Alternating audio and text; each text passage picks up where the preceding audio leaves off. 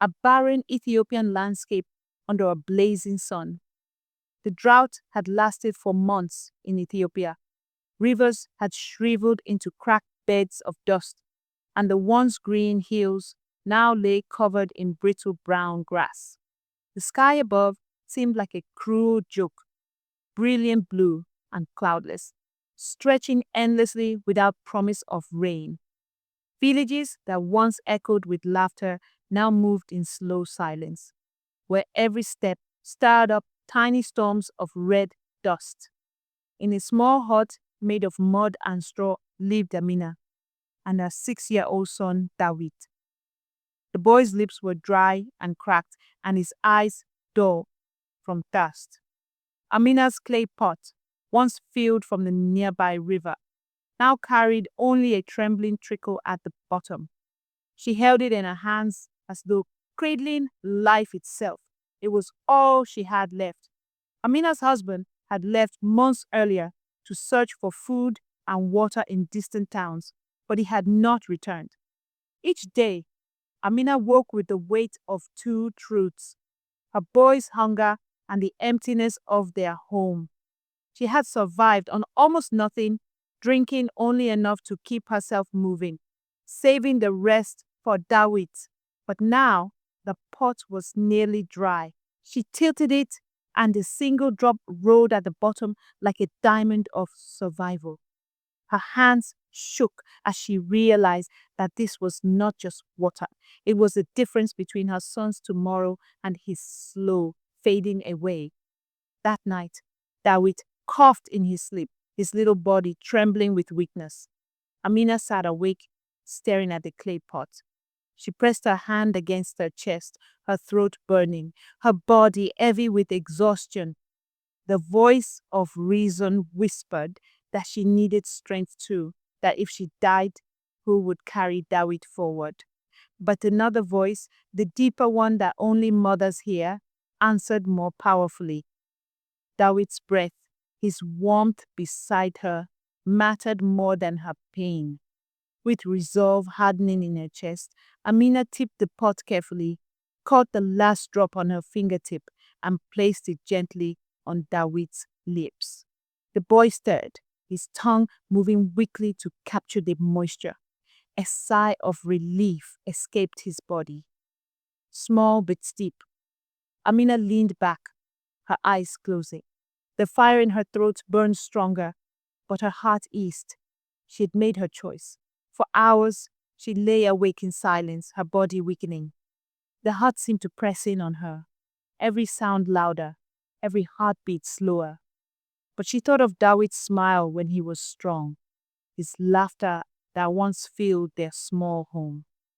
She told herself that as long as he survived, her suffering was not wasted.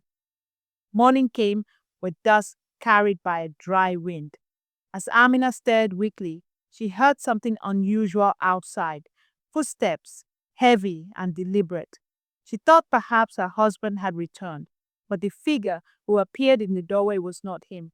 It was an old man, his robe torn, his eyes shining strangely despite the famine. He carried no water skin, no food. Instead, he leaned on a staff carved with symbols Amina did not recognize. His voice was deep but kind when he spoke. "I have wandered long. May I rest here a while?" Though her body screamed with thirst, Amina nodded. Hospitality was tradition even in times of scarcity. Dawit stared beside her, and the old man's gaze softened. He stepped forward, kneeling near the boy, his fingers brushing his forehead. "The child is precious," he murmured. Amina, too weak to rise, whispered, "I gave him my last drop." Her voice cracked like dry soil. The stranger studied her for a long time, then closed his eyes as though listening to something unseen. When he opened them, a quiet glow seemed to flicker within his pupils. The old man reached into the folds of his robe and drew out a small gourd, worn and patched. He opened it and poured a clear stream into Amina's empty clay pot. Water, cool and abundant, splashed into the vessel.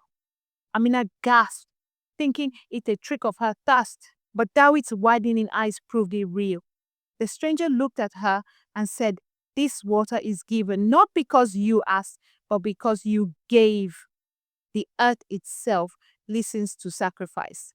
He pressed the gourd into her hands. Guard it. Its gift is not endless, but its purpose is greater than survival. Amina drank deeply, life surging back into her veins. She gave Dawit a handful, and color returned to his cheeks. Together, they carried the pot to the village.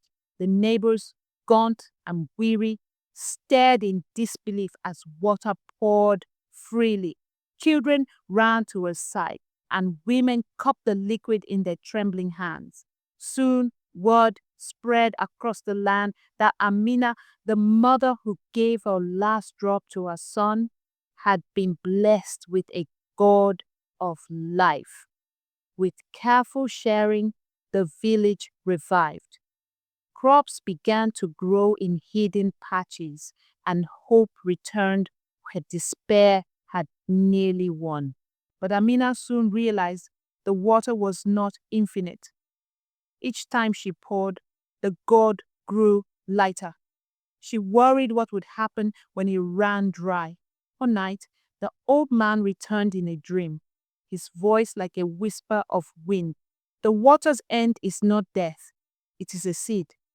When the last drop falls, plant it where the earth thirsts most. Amina awoke with a new fear and a new hope. The gourd was almost empty, but she trusted the stranger's words. She resolved that when the time came, she would plant the last drop with the same faith she had given to her son. The day came when the gourd grew light as air. The villagers gathered, anxious and afraid. Amina walked with Dawit to the cracked bed of the river that had once sustained them all. Holding the gourd above the dust, she let the final drop fall. It sank into the soil as though swallowed by the earth's hunger.